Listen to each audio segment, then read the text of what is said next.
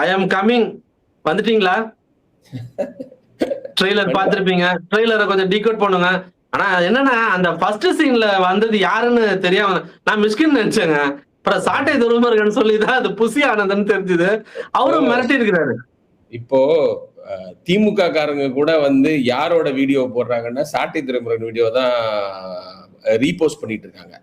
அவங்களுக்கே வந்து அதாவது நாம் தமிழர் திமுகவையும் எதிர்த்தா கூட அந்த கிண்டல் பண்றதெல்லாம் வந்து அவங்க சாட்டை துரைமுருகன் பண்றதா பிடிக்குது போல இருக்கு. அதே தான் திருப்பி திருப்பி போட்டுட்டு இருக்காங்க. இன்னைக்கு யூடியூப்ல ட்ரெண்டிங்கும் பீக்ல இருக்கிறது சாட்டை துரைமுருகன் தாங்க. அசால்ட் அடிச்சு அது அந்த நாஞ்சில் சம்பத்தை கலாய்ச்சது.